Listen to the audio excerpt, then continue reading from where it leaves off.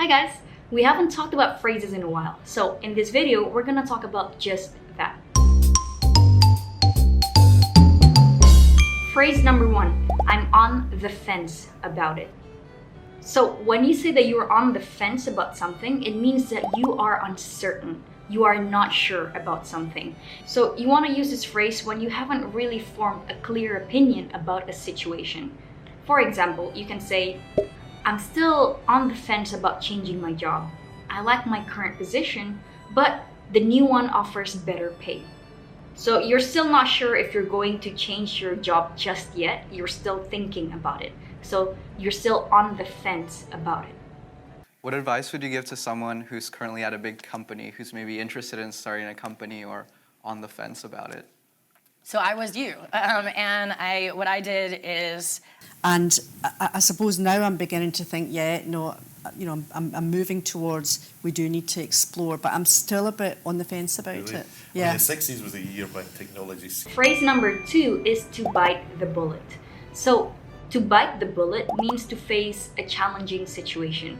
Oftentimes, this is used when you're trying to encourage someone to face a challenging situation, a difficult situation. So for example, you can say something like, I know the exam is tough, but you have to bite the bullet and just study hard if you want to pass this exam. I had to bite the bullet and face my fear of public speaking when my boss asked me to present at the conference. So, bite the bullet.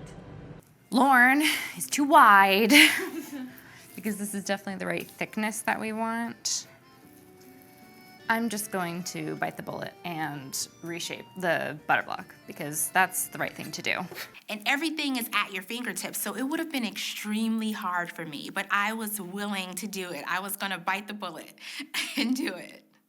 Before we move on to the video, I just want to remind you that ESA 2.0 is now open for application. So if you are a professional who need to urgently improve your English for work purposes, make sure to check this out. And if you fit the criteria, feel free to apply. So I will see you there, and let's get back to the video. Phrase number 3 is the ball is in your court. So this phrase is used when you're trying to tell someone to respond or to take the next step in a situation. As an example, I have sent them all the necessary documents, so the ball is in their court. They need to make a decision and send me a response as soon as possible. So basically, when the ball is in your court, it means that the action needs to be taken from you. Or if the ball is in my court, that means I'm the one who needs to take the next step. So that's what it means. The ball is in your court. Talk to you a little bit about what you need to look for in that relationship and how that relationship may modify over time. Now the ball is really in your court. What do you need? What are you looking for? And where do you want to find it? However, when the ball is in your court and you successfully engage enemies at a distance, there's no limit to the LMG's power. Phrase number 4 is it's a win-win situation. So a win-win situation means that it's a situation where every party involved, everyone in the situation gains a positive outcome. This can be used in a business setting, in a casual setting. For example, so my friend feels like playing bowling and I feel like going to the movies. But we found a mall that has both, so we can do both. So it's a win-win situation. Or in the more professional setting, flexible working hours prove to be a win-win situation for the company and the employees. The employees can maintain a work-life balance and the company can increase overall productivity and job satisfaction.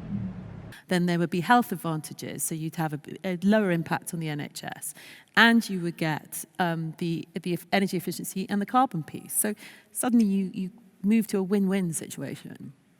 So this could be potentially a win-win situation that we get to conserve more of our water and also have the opportunity to generate energy at peak power demand periods. Number 5, in the long run. So in the long run refers to a future point in time or over the course of time. For example, in the long run, regular exercise leads to better health.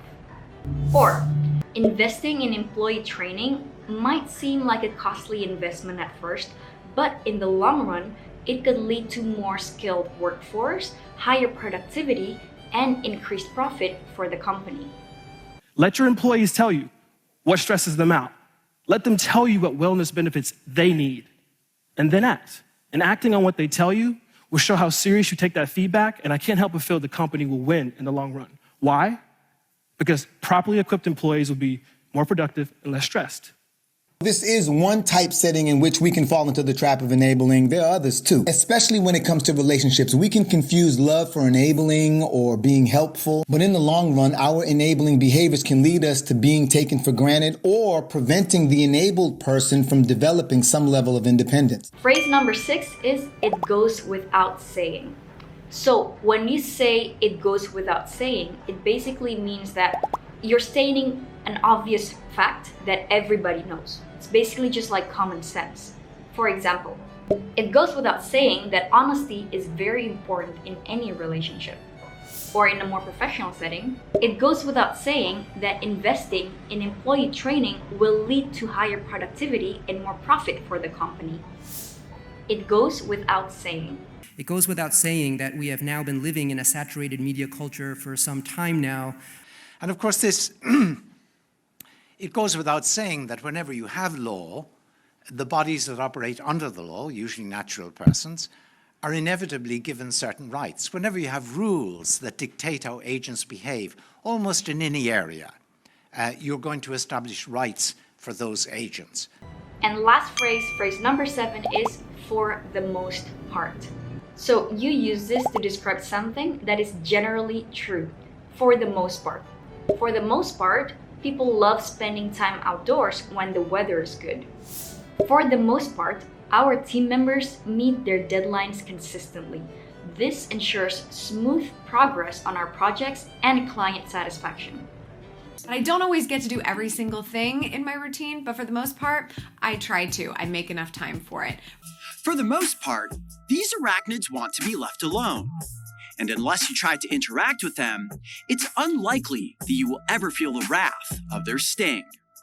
So those are the 7 phrases for today. I hope you learned some new phrases that you can immediately implement in your daily life.